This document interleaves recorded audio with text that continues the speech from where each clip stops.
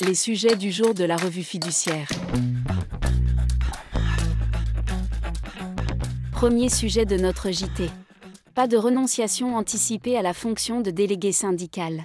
Un syndicat choisit son ou ses délégués syndicaux en priorité parmi ses candidats ayant recueilli au moins 10% des suffrages exprimés au premier tour du dernier scrutin de l'élection du comité social et économique. Il existe cependant des alternatives. Lorsque le syndicat n'a pas de candidat ayant atteint les 10%.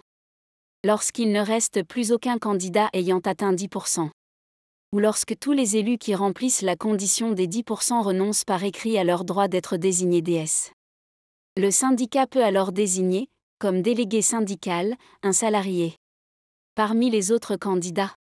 À défaut, parmi ses adhérents ou ses anciens élus ayant atteint la limite de durée d'exercice du mandat au CSE. La Cour de cassation a précisé la portée de ces dispositions dans une affaire où les 28 candidats d'un syndicat avaient renoncé à être désignés DS avant la tenue des élections du CSE. À l'issue du scrutin, le syndicat ayant désigné 2 adhérents comme délégués syndicaux, l'employeur a contesté ces désignations. Avec succès. En effet, la Cour de cassation a souligné qu'un salarié ne peut pas renoncer par avance à son droit d'être en priorité désigné DS lorsqu'il a obtenu un score électoral d'au moins 10%. En pratique, la renonciation peut donc intervenir seulement après le premier tour des élections. Deuxième sujet de notre JT. Administrateur provisoire, protection des intérêts sociaux avant tout. Lorsque des difficultés sérieuses empêchent le fonctionnement normal de la société et menacent ses intérêts sociaux, un administrateur provisoire peut être désigné en justice. Cela peut se produire en cas de mésentente grave entre les associés. L'administrateur va alors assurer la gestion des affaires sociales. Cette mesure entraîne le dessaisissement du dirigeant et doit être justifiée par la préservation des intérêts de la société. Dans cette affaire, une société filiale souscrit un emprunt obligataire au profit d'une entité de droit luxembourgeois.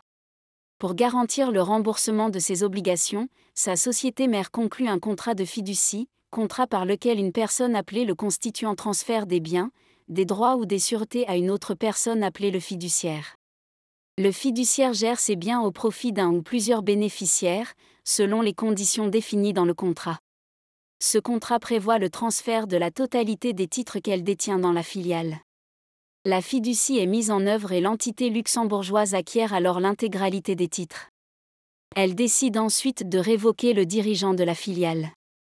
Ce dernier, également associé à 95% et dirigeant de la société mère, assigne la filiale et son nouveau dirigeant afin de demander la désignation d'un administrateur provisoire chez la filiale.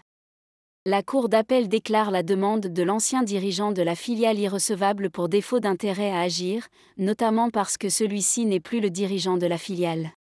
Motif que l'ancien dirigeant conteste en soutenant qu'il a un intérêt à agir en sa qualité de dirigeant de la société mère et que la nomination d'un administrateur provisoire a vocation à sécuriser les droits de la société mère sur les titres détenus dans la filiale. Les juges de la Cour de cassation relèvent que la demande de l'ancien dirigeant a pour seule finalité de sauvegarder la propriété des titres détenus par la société mère dont il est l'associé majoritaire.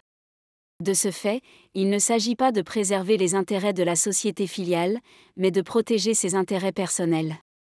En pratique, la nomination d'un administrateur provisoire dans une société n'est admise que si cette dernière y trouve un intérêt propre, tel que le redressement des affaires sociales ou le bon fonctionnement de ses organes. Troisième sujet de notre JT. TVA facturée à tort. Toute TVA facturée à tort, par exemple du fait d'une erreur sur le taux de TVA applicable, est en principe due au Trésor public. Elle n'est pas non plus déductible chez le client. Sous certaines conditions de fond et de forme, un fournisseur qui a commis une erreur de TVA peut régulariser la situation. L'administration fiscale apporte des précisions intéressantes sur la marche à suivre dans une récente instruction fiscale.